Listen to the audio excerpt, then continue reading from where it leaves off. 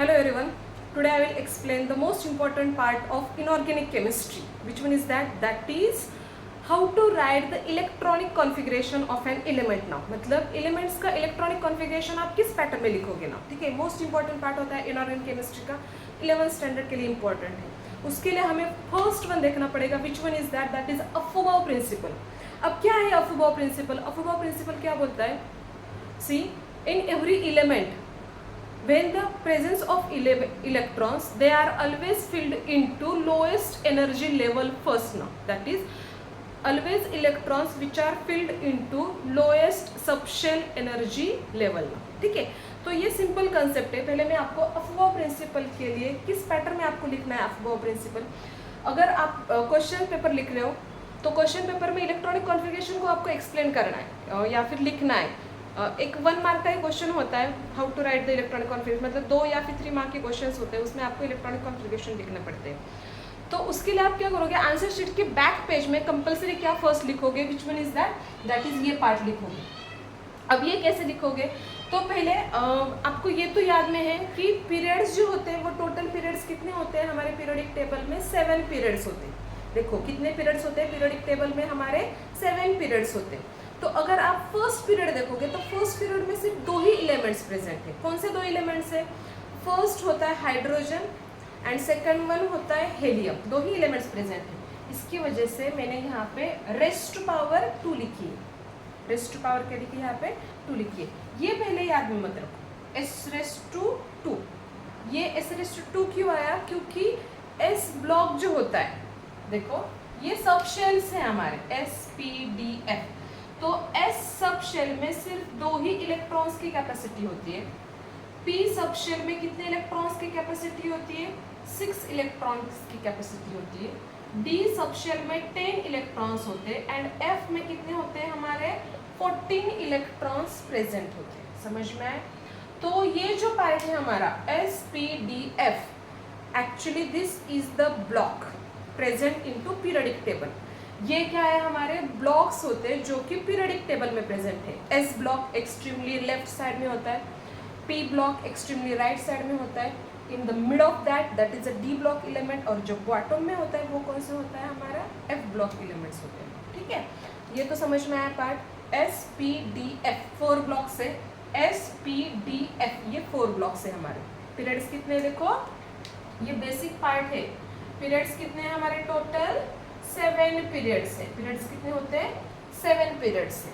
और ये है हमारी इलेक्ट्रॉन्स की कैपेसिटी, बराबर है ना. एफ की कितनी इलेक्ट्रॉन्स की है? 14.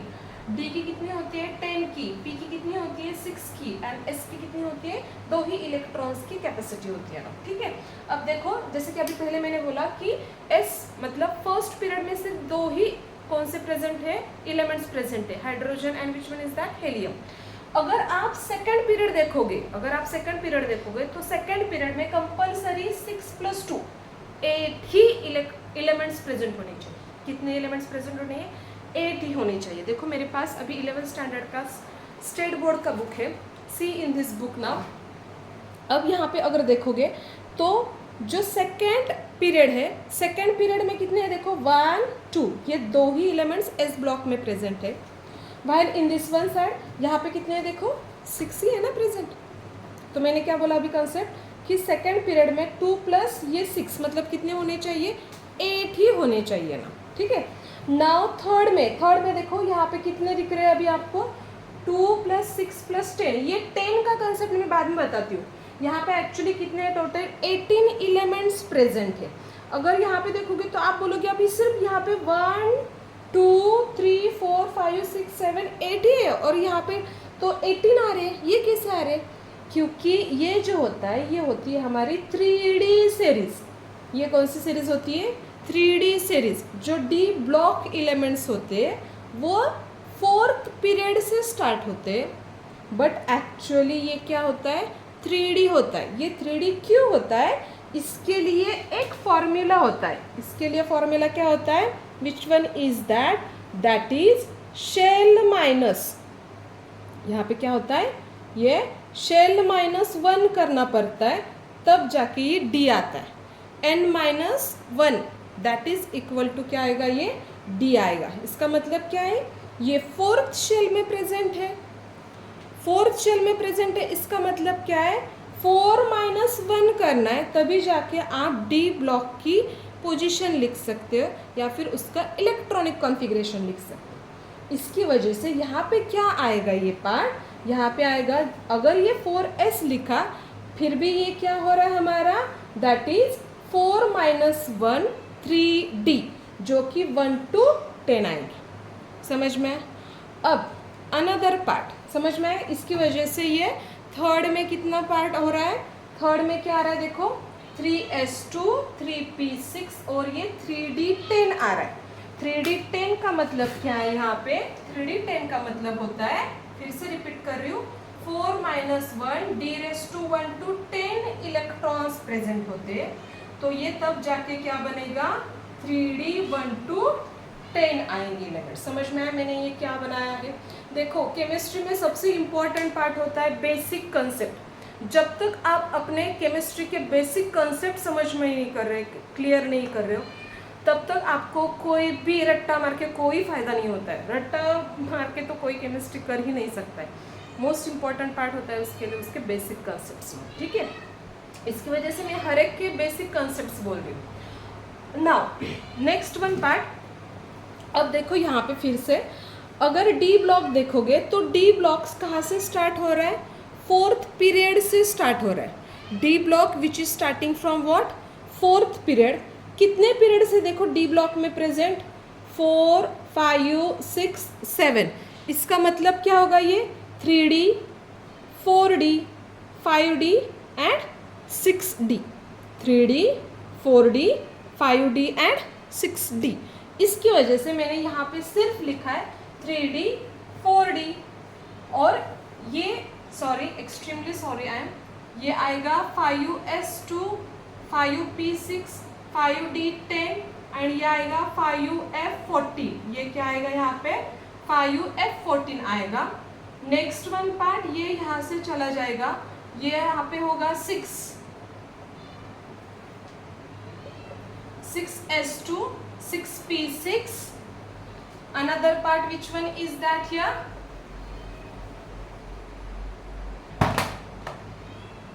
6d10 आएगा। समझ में आया? ओके ये 5d ओके। अब इसके बाद आएगा ये 7s2 7p6 आएगा, ठीक है। अभी जो मैंने कंसेप्ट बोला वही एक्सप्लेन कर रही हूँ। कितने यहाँ पे पीरियड्स आएंगे, ओनली 4 पीरियड जो कि डी ब्लॉक में प्रेजेंट होगी, 3D 4D 5D and 6D। इसको बोलते हैं सीरीज। और कितने इलेक्ट्रॉन्स होते हैं वहाँ पे, मैक्सिमम इलेक्ट्रॉन्स 10, उससे ज़्यादा नहीं हो सकते ना, ठीक है। कम से कम कितना होगा 1 एंड मैक्सिमम कितना होगा, सिर्फ 10 होगा ना। यहाँ तक समझ में आया ये concept. Now next one part. अब देख रहे हैं हमें 4f14 और 5f14 कैसे आया। अब 4f14 एंड 5f14 कैसे आया, देखो ये भी मोस्ट इंपॉर्टेंट पार्ट है। 4f14 एंड 5f14 कब आएगा, देखो ये पीरियड्स है हमारे 1 2 3 4 5 6 7 है, ठीक है।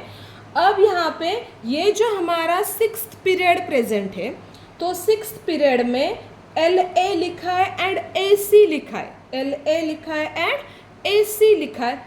तो ये जो होता है हमारा पार्ट LA का मतलब क्या है, देखो यहाँ पे ये 6th पीरियड में ये लैंथेनाइड सीरीज है और ये एक्टिनाइड सीरीज है। Both of this two it's called as what, F block elements. ये दोनों जो होते हैं हमारे, ये क्या होते हैं, F ब्लॉक एलिमेंट जो होते हैं 14 14।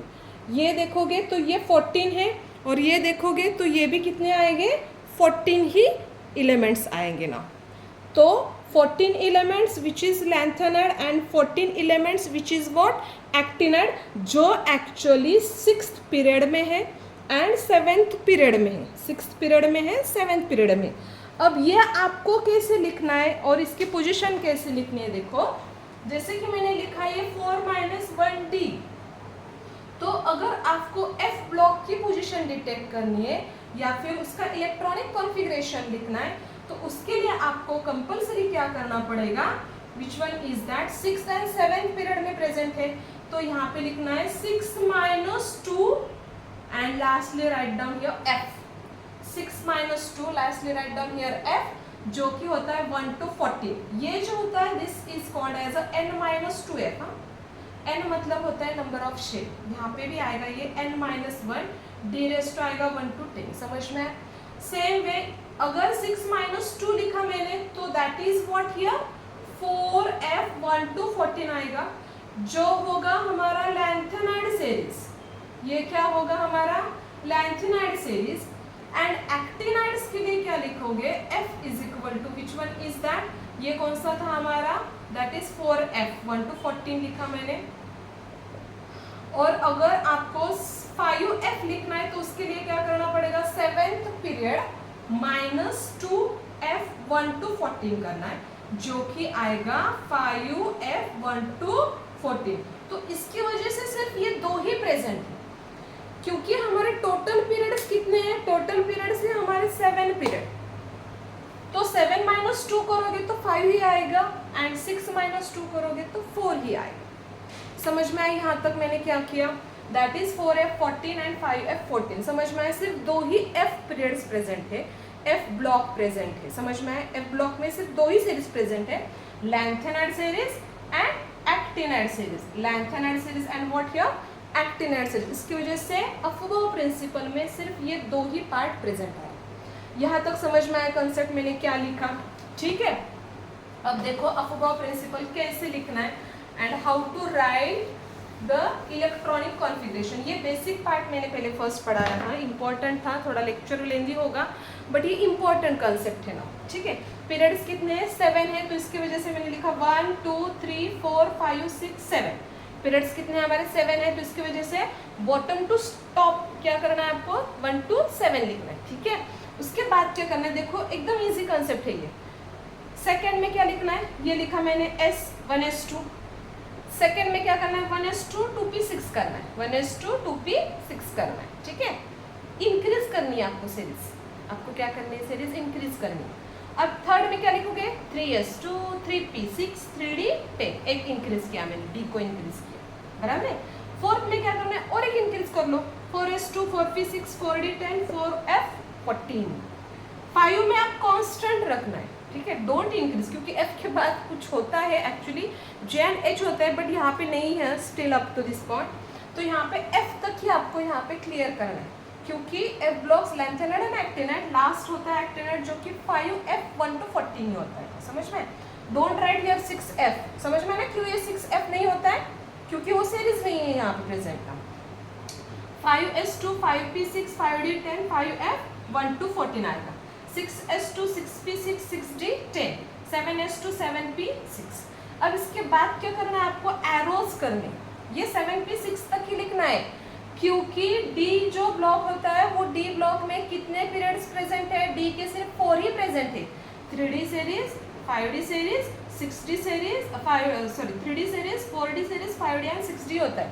क्योंकि इसके लिए फॉर्मूला आपको क्या लिखना है, n-1। इसके लिए क्या लिखोगे, n-1 लिखना है D के लिए। और यहाँ पे क्या होता है, इसके लिए n-2f होता है, ये n-2f होता है। तो 2 n का मतलब होता है शेल, n का मतलब क्या होता है, shell. n shell is also called as your period in electronic configuration.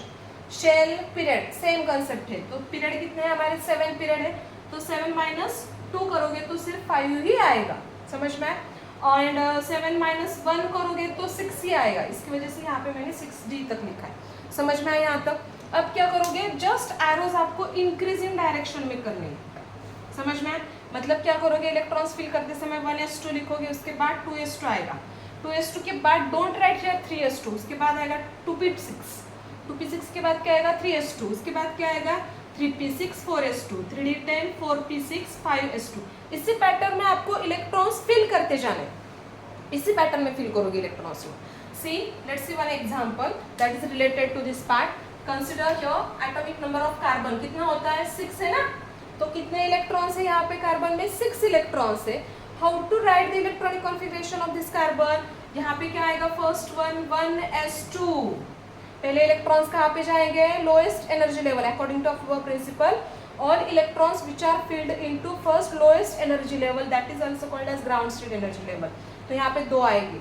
2 के बाद अब कितने बचे इलेक्ट्रॉन्स, 6-2 बच्चे कितने 4। तो मैंने लिखे यहाँ पे 2s2। अब कितने बच्चे देखो, डोंट राइट हियर 2s3 और 2s4, नहीं आएगा, बराबर है ना। अब क्या आएगा 2p कितने आएंगे, 2 + 2 4 हो गए, रिमेनिंग कितने बचे, 2 बचे ना, तो यहाँ पे मैंने लिखे, समझ में। So what is the electronic configuration of this carbon, that is 1s2 2s2 2p2। Don't write here 6। समझ में है ना कैसे लिखा। अब इसकी पोजीशन अगर आपको डिटेक्ट करनी है तो कैसे डिटेक्ट करोगे इसकी पोजीशन, एकदम इजी है। देखो लास्ट पोजीशन के लिए आपको लास्ट देखना है पार्ट, ये वाला पार्ट कंसीडर करना है, ठीक है। पोजीशन का मतलब क्या है कि पोजीशन, ये जो कार्बन है वो पीरियोडिक टेबल में एक्चुअली कहाँ पे प्रेजेंट है, एग्जैक्ट पोजीशन में कहाँ पे प्रेजेंट है, ठीक है। तो कार्बन यहाँ पे ये लिखा मैंने 2, तो 2 का मतलब क्या बोला मैंने, that is a period, that is a shell, that is a period और शेल। मतलब क्या है, हमारा शेल कौन सा है इसका, 2 है, and shell is also called as what here, period. तो पीरियड कौन सा है हमारा, सेकेंड पीरियड है, पीरियड कौन सा है हमारा, सेकेंड पीरियड। उसके बाद ये लिखा है, ये जो है ये होता है हमारा block, is also called as what, subshell, subshell लिखा मैंने, और it is also called as what here, block. तो ब्लॉक कौन सा है हमारा, पी ब्लॉक में प्रेजेंट है ये। इसके बाद करना है आपको raise to 2 power. Raise to 2 power का मतलब है यहाँ पे 2 ही इलेक्ट्रॉन्स प्रेजेंट है, एंड पी की कैपेसिटी जैसे कि मैंने बोला था, ये 1 to 10 होते हैं, ये 1 to 14 होते हैं elements electrons. Same way P में कितने होते हैं, तो 1 to 6 इलेक्ट्रॉन्स होते हैं। पी में कितने इलेक्ट्रॉन्स होते हैं, टोटल 1 to 6 इलेक्ट्रॉन्स होते हैं। और अगर पी ब्लॉक देखोगे तो पी ब्लॉक्स जो स्टार्ट होता है वो स्टार्ट होता है 13 से लेकर 18 तक, 13 14 15 16 17 18, ऐसे हमारे 6 क्या होते हैं उसके ग्रुप होते हैं, ठीक है। 13 ग्रुप लिखा पी ब्लॉक में, तो होता है ये ग्रुप नंबर फर्स्ट, समझ में आया, that is group number 13, P block का 13 ग्रुप और पी ब्लॉक का फर्स्ट ग्रुप। देखो पी ब्लॉक एलिमेंट कहाँ से स्टार्ट होता है, ग्रुप नंबर 13 से लेके ग्रुप नंबर 18 तक होता है। सो 13 14 15 16 17 एंड ये आएगा 18, ठीक है। अब ये जो है ये होता है हमारा p raised to 1 पावर, ये आएगा p raised to 2 power, p raised to 3 power, p raised to 4 power, p raised to 5 power, p raised to आएगा ये 6 पावर, समझ में। अब देखो ये p raised to 2 पावर है, इसका मतलब क्या है, ये 14th ग्रुप में आना चाहिए। कौन से ग्रुप में होना चाहिए, देखो ग्रुप कौन सा होना चाहिए इसका, 14th ग्रुप। तो हो गई हमारी पोजीशन डिटेक्ट, हो गई पोजीशन डिटेक्ट, कितना इजी है। देखो पीरियड कौन सा है उसका, सेकेंड पीरियड, ब्लॉक कौन सा है उसका, पी ब्लॉक, एंड ग्रुप कौन सा है उसका, 14th ग्रुप है। देखो अभी है क्या करेक्ट, लेट्स सी। पीरियड कौन सा है, देखो यहाँ पे पीरियड जो है ये हमारा second period, very good, second ही आ रहा है ना। अब उसके बाद कौन सा ब्लॉक है, ये पी ब्लॉक, और ग्रुप नंबर कौन सा है इसका, 14। समझ में आया कैसे एक्सप्लेन करना है और कैसे डिटेक्ट करनी है उसकी पोजीशन। ये अगर आपको पैटर्न समझ में आया कि how to write the exact position of elements present into periodic table, तो बाकी तो इजी कंसेप्ट है, because without periodic table our chemistry is not possible. समझ में आया ये कंसेप्ट। अगर आपको ये वीडियो मेरा अच्छा लगा तो प्लीज़ लाइक करो, शेयर करो, and please subscribe to my channel. नमस्कार।